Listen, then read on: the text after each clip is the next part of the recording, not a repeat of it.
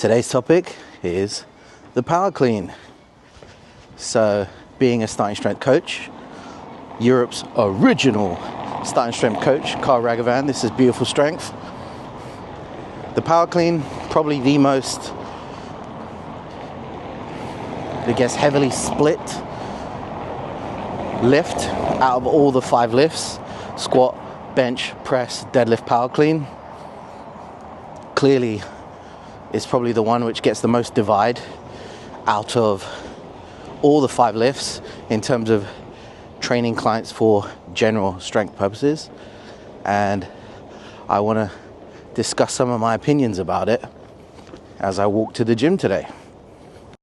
So when you look at where starting strength came from, Mark Rippetoe, one of his mentors, was Bill Starr, a famous American weightlifter who was pretty strong.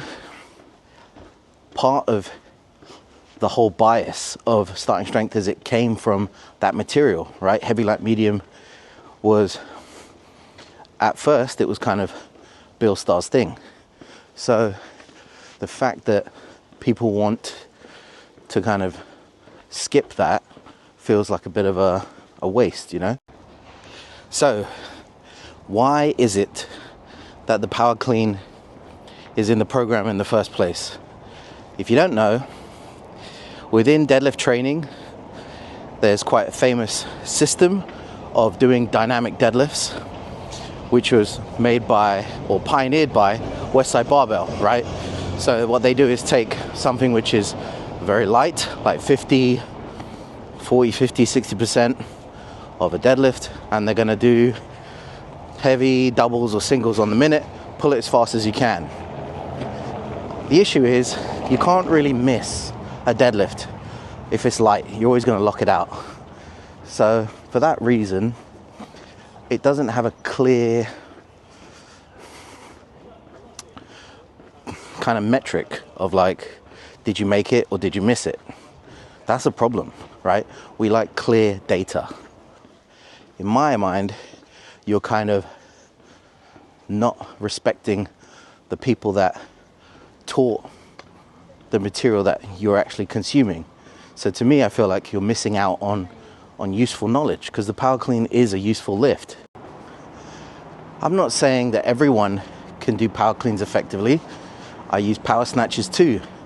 But the issue is to have a blanket statement and just pie off an entire lift, which also has useful capabilities. If that person may want to do Olympic weightlifting, hey, this is their first taste of, can you power clean? Can you power snatch? It's kind of a fun lift. Everyone gets bored of the big 4 lifts.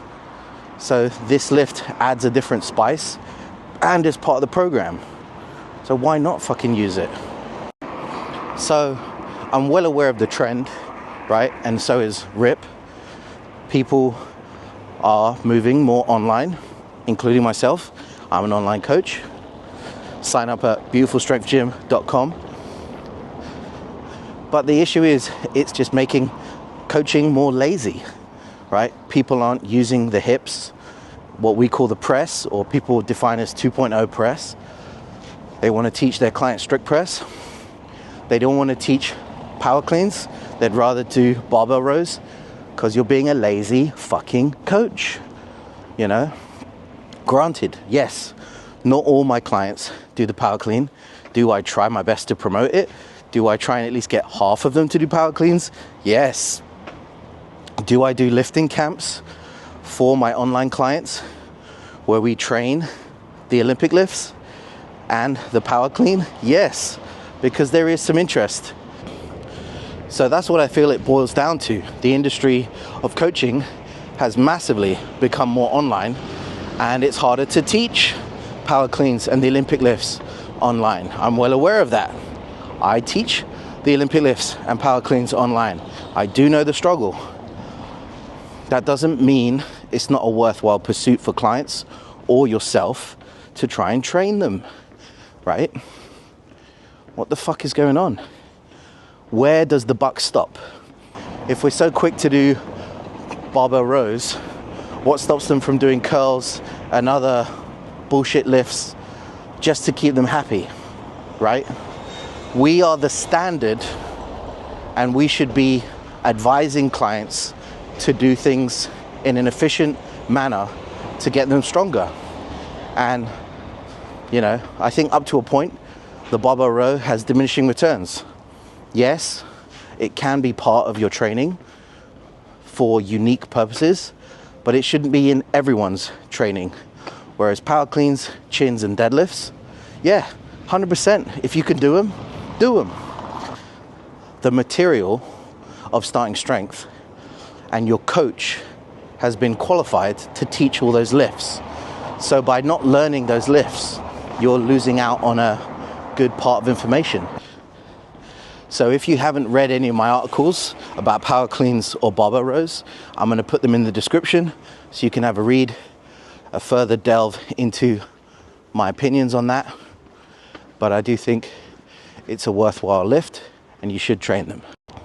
Just yesterday I did a squat camp which followed with a deadlift power clean camp, and I was very disappointed that not everyone who signed up for the squat camp, not all of those people signed up for the deadlift power clean camp. And 9 times out of 10, most of the time, is because people think for whatever reason they dismiss it, and it is most of the time people who've never tried it, right? And I think that's a shame. I think we should give more value to this lift and not discourage it.